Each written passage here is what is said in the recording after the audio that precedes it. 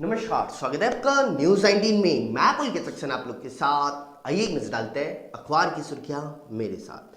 आप सभी को बता दूं कि कल प्रदेश के अंदर कई जगह पर मौसम के अंदर परिवर्तन देखने को मिला है।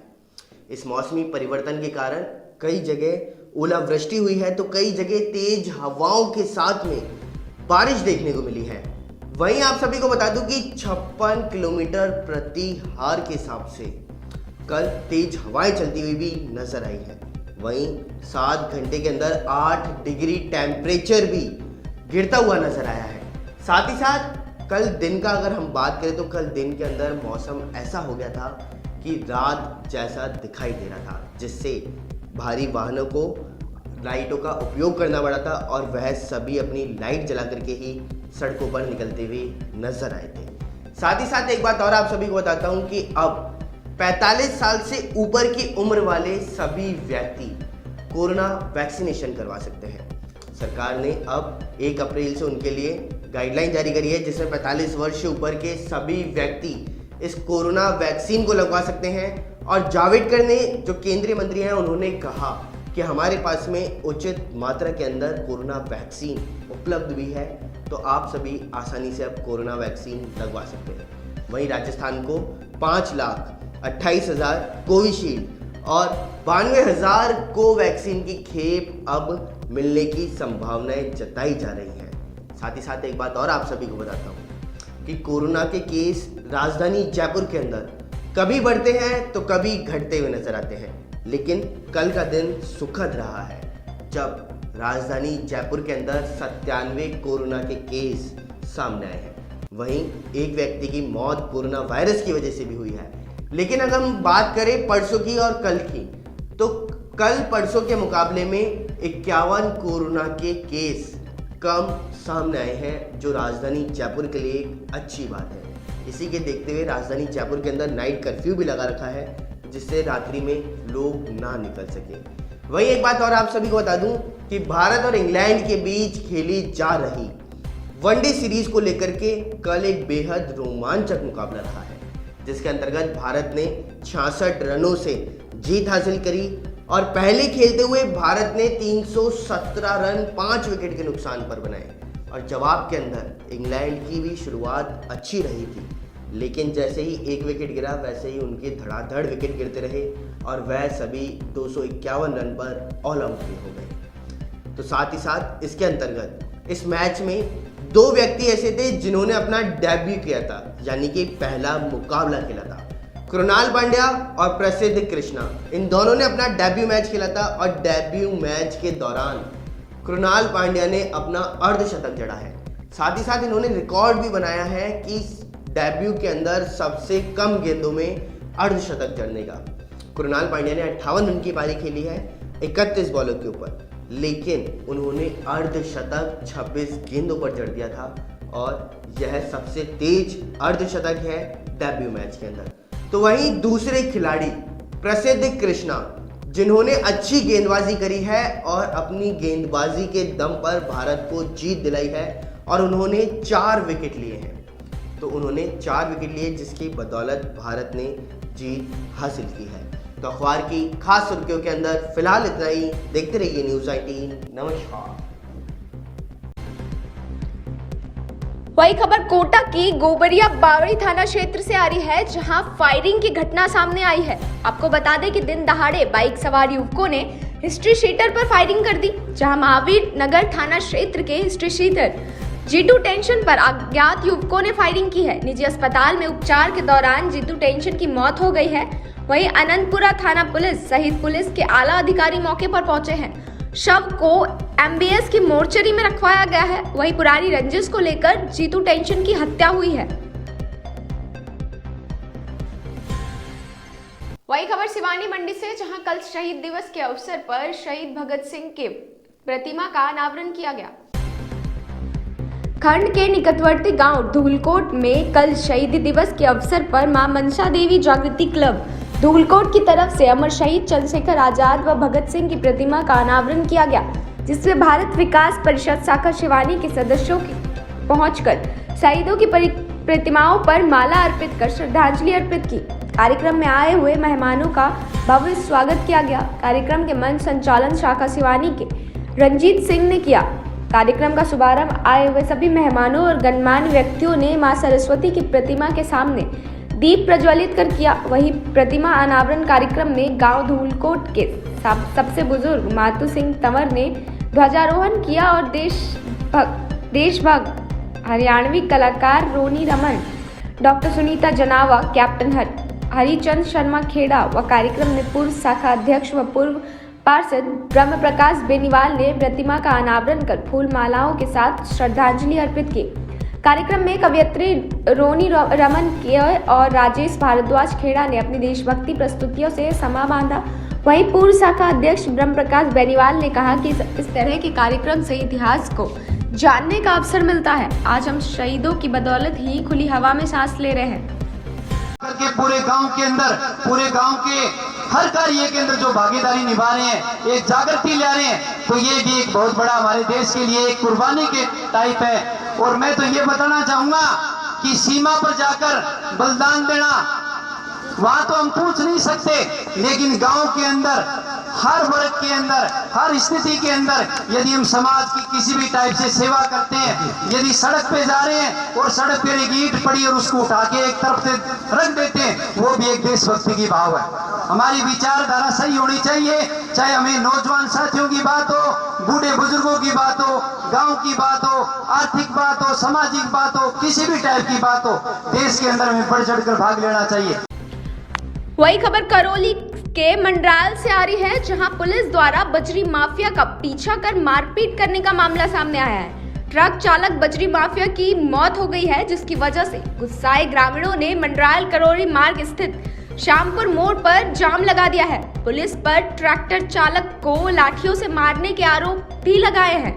मौके पर पुलिस व प्रशासनिक अधिकारियों सहित भारी जाब्ता तैनात है। शव को लेकर ग्रामीण सड़क मार्ग पर डटे हुए हैं। ये घटना रात्रि के श्यामपुरा मोड़ की बताई जा रही है। वही भाजपा प्रदेशाध्यक्ष सतीश पूनिया ने प्रदेश भर के गुज्जर समाज के 5 पटेलों से मुलाकात की।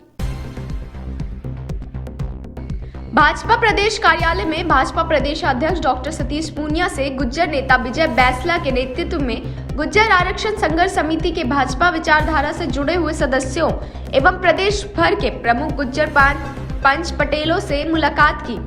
विजय बैसला भाजपा जिला दौसा के उपाध्यक्ष एवं गुज्जर आरक्षण संघर्ष समिति के सदस्य हरदेव पावटा सहित गुज्जर समाज के प्रमुख लोगों ने डॉक्टर पूनिया का साफा एवं माला पहनाकर अभिनंदन किया। डॉक्टर पूनिया ने कहा कि विजय बैसला के नेतृत्व में गुज्जर समाज के लोगों ने राष्ट्रवाद के विचार को समर्थन दिया और इससे जुड़े देश में जब भी राजनीतिक चेतना पैदा हुई, तब तक गुज्जरों सहित सभी समाजों ने राष्ट्रहित के मुद्दों पर मुखरता के साथ दिया था। उन्होंने कहा कि कर्नल किरोड़ी सिंह बैसला के निर्णय क्षमता की दाद देता हूं कि मैं कल ही उनके आवास पर कुशल क्षेम पूछने गया और आज उनके सुपुत्र विजय बैसला भाजपा के दफ्तर में पधारे। यह एक विकसित सोच एवं राष्ट्र के प्रति समर्पित सोच को प्रदर्शित करती है। मुलाकात के दौरान कर्नल बैसला से प्रदेश के विभिन्न मुद्दों पर चर्चा की गई। इस दौरान उन्होंने प्रदेश में पेयजल संकट को लेकर चिंता जाहिर करते हुए कहा कि जल संरक्षण हो, इसको लेकर अपने विचार रखें। वे प्रदेश के विकास को लेकर भी चिंतित रहते हैं। डॉक्टर पूनिया ने कहा कि पूर्व प्रधानमंत्री स्वर्गीय अटल बिहारी वाजपेयी ने देश के किसानों को किसान क्रेडिट की सौगात दी थी, जिससे मजबूती से आगे बढ़ते हुए प्रधानमंत्री नरेंद्र मोदी पीएम सम्मान किसान निधि, नीम कोटेड यूरिया, साइल हेल्थ कार्ड, कल्याणकारी कृषि कानून इत्यादि से किसानों को आर्थिक उन्नति के साथ आत्मनिर्भर बना रहे हैं। विजय बैसला ने कहा कि भाजपा प्रदेशाध्यक्ष डॉक्टर सतीश पूनिया को हम आश्वस्त करते हैं, विश्वास दिलाते हैं कि प्रदेश में भाजपा का कमल खिलाने के लिए प्रदेश का गुज्जर समाज आपके साथ खड़ा है और रहेगा। वही इस वक्त की बड़ी खबर आ रही है, जहां पेट्रोल डीजल अब सस्ता हो गया है। पेट्रोल 19 और डीजल 16 पैसे प्रति लीटर सस्ता हो गया है। पेट्रोल के दाम 97 रुपए 72 पैसे से घटकर 97 रुपए 53 पैसे हो गया है। वही डीजल के दाम 89 रुपए 98 पैसे से घटकर 89 रुपए 82 पैसे प्रति लीटर हो गया है। वही फुलेरा में 24 मार्च को विश्व तपेदिक दिवस के रूप में मनाया जा रहा है। देश और दुनिया के इतिहास में यूं तो कई महत्वपूर्ण घटनाएं 24 मार्च की तारीख के दर्ज होती हैं, लेकिन तपेदिक को लेकर यह दिन खास है क्योंकि इसी दिन बीमारी की बैक्टीरिया की पहचान हुई थी। आज विश्व तपेदिक दिवस पर फुलेरा के सामुदायिक स्वास्थ्य केंद्र पर वरिष्ठ चिकित्सा अधिकारी डॉक्टर संजय शर्मा की अध्यक्षता में मनाया गया। इस दौरान डॉक्टर संजय शर्मा ने बताया कि आज ही के दिन इस बीमारी की बैक्टीरिया की पहचान हुई थी। डॉक्टर रॉबर्ट कोच ने 24 मार्च 1882 को यह ऐलान किया था कि उन्होंने माइक्रोबैक्टीरियम ट्यूबरकुलोसिस का पता लगाया है, जो इंसान में तपेदिक की बीमारी के लिए जिम्मेदार है। यही वजह है कि दुनिया भर में 24 मार्च को विश्व तपेदिक दिवस के तौर पर मनाया जाता है। वहीं डॉक्टर संजय शर्मा ने कहा कि इस बीमारी के डरने की जरूरत नहीं है। समय पर डॉक्टर से परामर्श लेकर नियमित सरकारी दवाओं का सेवन करने से निसंदेह ही इस बीमारी पर नियंत्रण कर पाएंगे। साथ ही डॉट्स प्रोवाइडर भवानी प्रसाद ने बताया कि सभी तपेदिक के रोगियों को दवाई उनके परिजन अथवा नर्सिंग स्टाफ की देखरेख व निगरानी में पिलाई अथवा दी जाती है। सर, आज विश्व तपेदिक दिवस है। सर, इस बारे में कुछ जानकारी दीजिए। एक जमाना था जब टीबी का इलाज संभव भी नहीं था। आज सरकार ने बहुत अच्छी व्यवस्था कर रखी है। सरकारी दवाइयाँ बहुत ज़्यादा कारगर हैं और मरीज के ठीक होने के चांसेस बहुत ज़्यादा बढ़ चुके हैं और लगभग सारे मरीज अगर एटीटी लें सरकारी की तो ठीक हो जाते हैं। बहुत अच्छा प्रोग्नोसिस है। सर, आज आपने सेमिनार आयोजित किया था सामुदायिक स्वास्थ्य केंद्र में, हाँ, तो सर इसमें क्या क्या जानकारियाँ दी? इसमें ये कि टीबी का इलाज रेगुलर लें, थोड़े बहुत साइड इफेक्ट हो सकते हैं, उल्टी आ सकती है, गैस्ट्राइटिस हो सकती है, तो उससे घबराए नहीं, उससे घबरा के दवाई नहीं छोड़ें, है ना। ये साइड है, बहुत मामूली साइड इफेक्ट्स हैं, इससे घबरा के दवाई ना छोड़ें और लगातार जितने महीने तक बताई है उतने महीने तक लगातार दवाई लें और वो मरीज हो जाता है, ठीक हो जाता है।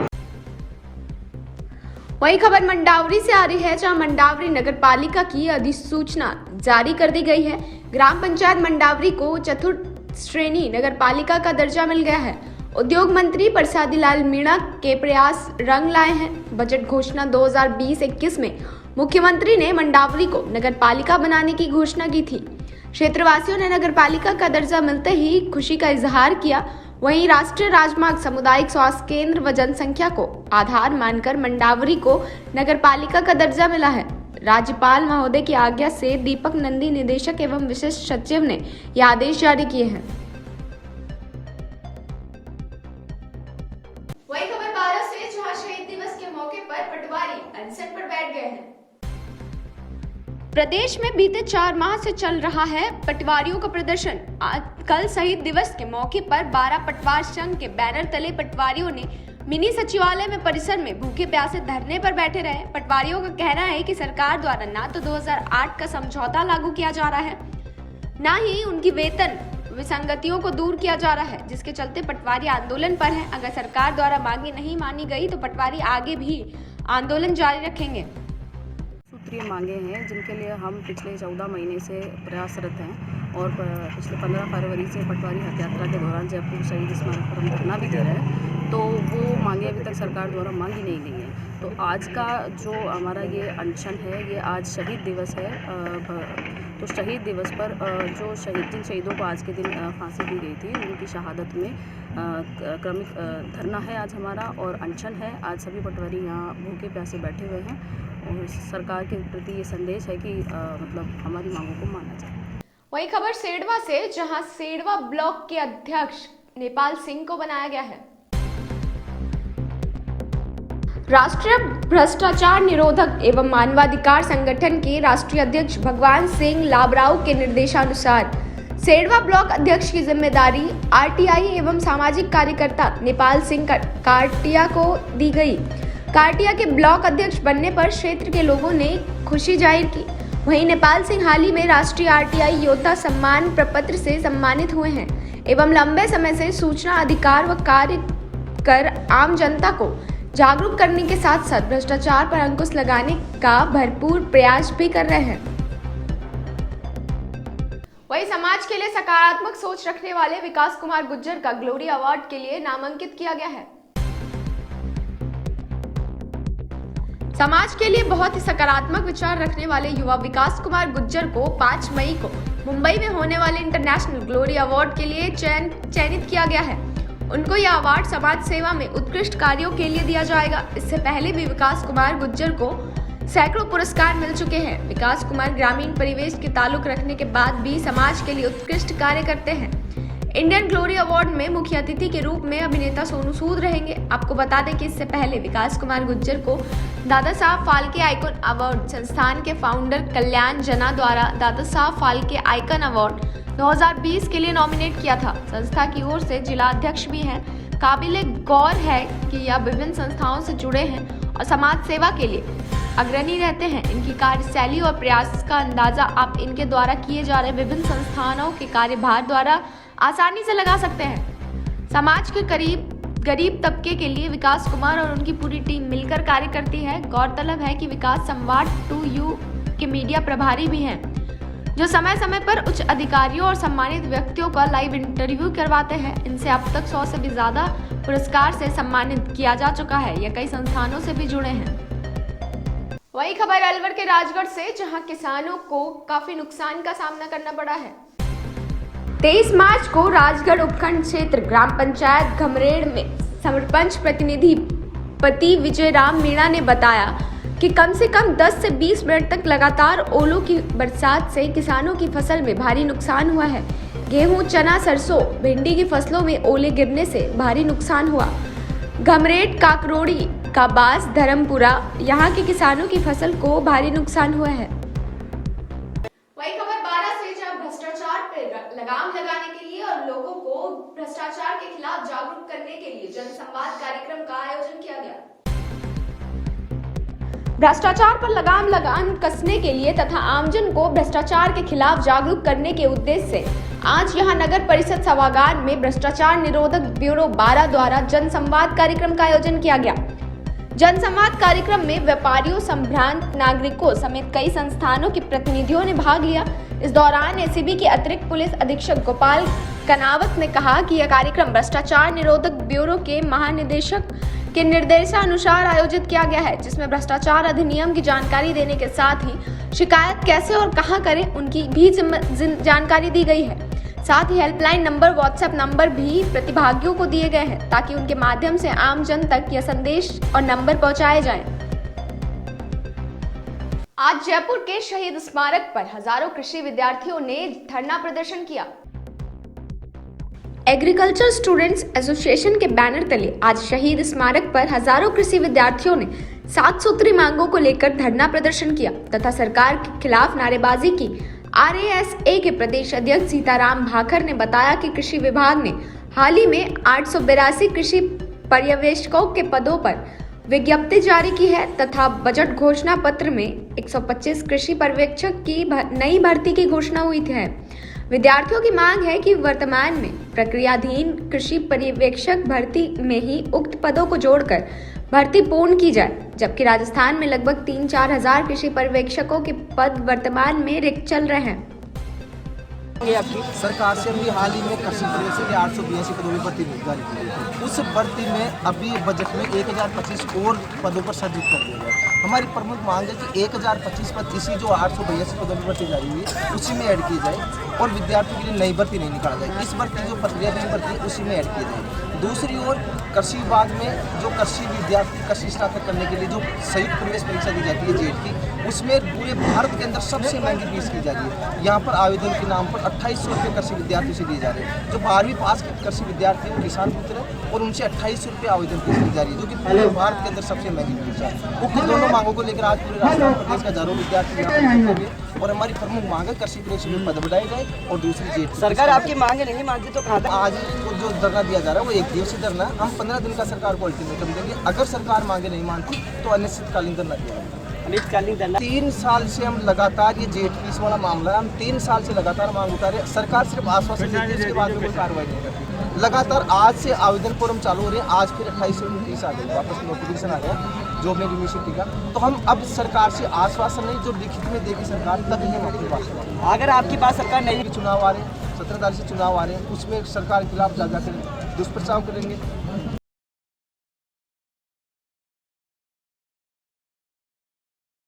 नमस्कार, स्वागत है आपका न्यूज 19 में। मैं पुलकित सक्सेना आप लोग के साथ। आइए नजर डालते हैं दोपहर की तमाम बड़ी खबरों की ओर। भाजपा में तीनों उपचुनाव के लिए टिकट का अंतिम फैसला पार्टी का पार्लियामेंट्री बोर्ड करेगा। हालांकि पार्टी की स्थायी इकाई ने संभावित प्रत्याशियों के नामों की स्क्रीनिंग कर ली है। भाजपा प्रदेश अध्यक्ष सतीश पूनिया ने आज प्रदेश कार्यालय में मीडिया से बातचीत में इसकी जानकारी दी। प्रदेश में विधानसभा की 3 सीटों पर उपचुनाव के लिए नामांकन भरने का काम शुरू हो गया, लेकिन कांग्रेस और भाजपा ने अभी प्रत्याशियों के नामों की घोषणा नहीं की है। दोनों पार्टियों ने प्रत्याशियों का नाम फाइनल करने से पहले पूरी मशक्कत की जा रही है और पार्टियों का सारा फोकस टिकाऊ और जिताऊ प्रत्याशियों पर है। देश में आई कोरोना की नई लहर ने महाराष्ट्र, केरल, पंजाब और मध्य प्रदेश की नींद उड़ा दी है। यहाँ बड़ी संख्या में नए मरीज मिलने के साथ साथ मौतें भी बढ़ रही हैं। राजस्थान में भी मार्च की शुरुआत से कोरोना की रफ्तार बढ़ी है, लेकिन राहत की खबर तो यह है कि यहाँ डेथ रेट फिलहाल कम है। राजस्थान में कोरोना का सबसे पीक समय नवंबर था, उसके मुलाकात के बाद में अब 75% मौतें हो रही हैं। प्रदेश में बुधवार को 480 नए केस मिले हैं, जबकि 4 लोगों की जान भी गई। और प्रदेश में कुल मिलाकर के एक साल में कोरोना से अब तक कुल 2807 लोग अपनी जान गंवा चुके हैं। आज सबसे ज़्यादा मामले जयपुर में 97 और जोधपुर में 52, कोटा में 49 और उदयपुर में 48 मिले हैं। और कोरोना को कंट्रोल करने के लिए राज्य सरकार ने जयपुर, अजमेर, भीलवाड़ा, जोधपुर, कोटा, उदयपुर में सभी जगह, जबकि डूंगरपुर जिले के सागवाड़ा और कुशलगढ़ में नाइट कर्फ्यू लगाया है। इन शहरों में जिस गति से कोरोना की रफ्तार बढ़ रही है वह आपस में जनवरी जैसी स्थिति न हो जाए। राजस्थान में पिछले साल नवंबर में 71,130 केस मिले थे, जो सबसे अधिक थे। इस महीने की बात करें तो इस महीने में पूरे प्रदेश में 405 लोगों की जान गई थी, यानी हर 175 में से एक मरीज बीमारी से मर गया था। कोटा शहर की विज्ञान नगर थाना पुलिस ने बड़ी कार्रवाई को अंजाम देते हुए लाखों रुपए की धोखाधड़ी करने वाले अंतर्राज्यीय गिरोह के 3 सदस्यों को गिरफ्तार करने में सफलता हासिल करी। मामले की जानकारी देते हुए अतिरिक्त पुलिस अधीक्षक प्रवीण जैन ने बताया कि विज्ञान नगर इलाके की SBI बैंक के ATM मशीनों में से 19 से 21 जनवरी के बीच असामाजिक तत्वों द्वारा 79 बार लेन देन की प्रक्रिया कर 7,60,500 रुपये की निकासी की है। ये निकासी प्रक्रिया विभिन्न बैंकों के डेबिट कार्ड द्वारा की गई और मामले को गंभीरता से लेते हुए SBI के अन्य ATM मशीनों की जानकारी जुटाई तो वहां से भी इस तरह की प्रक्रिया की गई, जिसके बाद पुलिस ने तकनीकी टीम और CCTV कैमरों की मदद से भरतपुर निवासी तालीम और शौकीन को गिरफ्तार किया। साथ ही इनको कोटा में संरक्षण देने वाले अजहर को भी पुलिस ने दबोच लिया है। पुलिस ने बताया कि शातिर बदमाश ATM मशीन का इस्तेमाल करने के दौरान पीछे से बटन बंद कर देते थे और रुपए निकालकर बैंक से भी ट्रांजैक्शन नहीं होने की शिकायत देकर वहां से भी रुपए ले लेते थे। राष्ट्रपिता महात्मा गांधी की 150वीं जयंती वर्ष एवं स्वतंत्रता की 75वीं वर्षगांठ के क्रम में शहीद दिवस गरिमा में मनाया गया है। इस मौके के ऊपर जिले व ब्लॉक स्तर पर अहिंसा यात्रा निकालने के बाद शहीदों की स्मृति में 2 मिनट का मौन रख करके देश के प्रति उनकी ओर से दिल गए बलिदान को याद किया गया है। वहीं जिला मुख्यालय पर आयोजित मुख्य कार्यक्रम के तहत जिला कलेक्टर अंशदीप ने मंगलवार शाम कलेक्ट्रेट से अहिंसा यात्रा को हरी झंडी दिखा करके रवाना किया। अहिंसा यात्रा में गांधीवादी विचारक, स्काउट व गाइड, NSS, NCC, खादी एवं महिला संगठन, युवा संगठन तथा गैर सरकारी संगठनों के कार्यकर्ताओं एवं पदाधिकारी भी शामिल हुए हैं। अहिंसा यात्रा के दौरान कोरोना प्रोटोकॉल की पालना सुनिश्चित की गई। यात्रा में शामिल प्रतिभागी हाथों में तख्तियां लेकर के शहीद एवं महान देशभक्तों के प्रति श्रद्धा एवं कृतज्ञता का संदेश दे रहे हैं। दोपहर की तमाम बड़ी खबरों में फिलहाल इतना ही। देखते रहिए न्यूज़ 19। नमस्कार।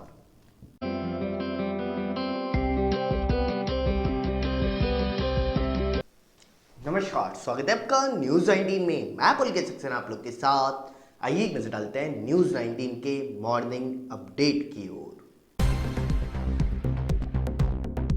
वनडे डेब्यू करने वाले कृणाल पांड्या और प्रसिद्ध कृष्णा के शानदार प्रदर्शन की बदौलत से भारत ने पहले मैच में इंग्लैंड को 66 रन से हरा करके 3 मैचों की सीरीज में बढ़त बना ली है।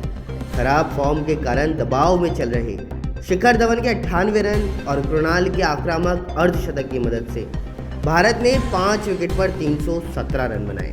कृणाल पांड्या ने 31 गेंदों में नाबाद 58 रन बनाए हैं, जो अंतर्राष्ट्रीय क्रिकेट में पदार्पण पर किसी भारतीय बल्लेबाज का सबसे तेज अर्धशतक है।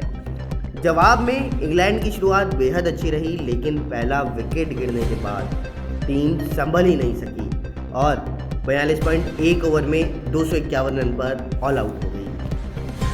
देश के अंदर कोरोना संकट फिर से बढ़ता जा रहा है और बीते 24 घंटे में कोरोना के 47,262 पॉजिटिव केस मिले हैं।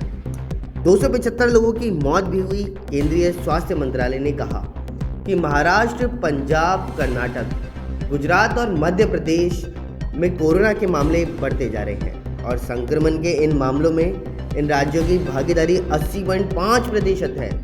स्वास्थ्य मंत्रालय जी की ताज़ा जानकारी के मुताबिक देश में अब तक 1,17,34,058 लोग इस महामारी की चपेट में आ चुके हैं। हिमाचल प्रदेश में मंगलवार को दूसरे दिन बर्फबारी और बारिश का दौर रहा है।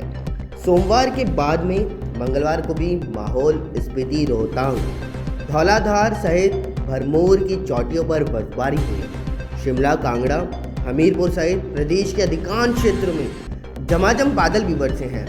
बर्फबारी के चलते हुए अटल नटल रोहतांग की सैलानियों के लिए बंद कर दिया गया।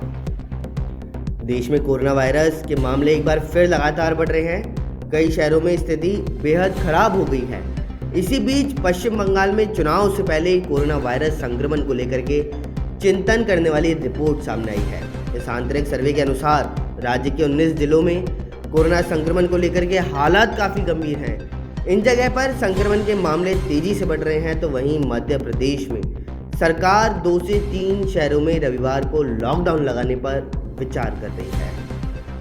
कोरोना टीकाकरण अभियान शुरू हो चुका है और 23 मार्च तक देश भर में 5 करोड़ से ज़्यादा टीके भी लग चुके हैं। अलग अलग एजेंसियां अपने स्तर पर भारत में कोरोना टीकाकरण अभियान का आकलन कर रही है और टीकाकरण की धीमी रफ्तार सबसे बड़ी चिंता बनकर के सामने आई है। इसका नतीजा यह है कि तय समय सीमा में काम नहीं हो पा रहा। भारत सरकार के 2 बड़े मंत्रालय ने टीकाकरण लेकर के अपनी चिंता जाहिर की। सबसे पहले बात करते हैं गृह मंत्रालय की, जिसने 30 अप्रैल तक के लिए एक बार फिर अपनी गाइडलाइंस जारी की है, कैसे कोरोना को लेकर के देश भर में नियम का पालन किया जाना चाहिए। मॉर्निंग अपडेट में फिलहाल इतना ही। देखते रहिए न्यूज़ 19। नमस्कार।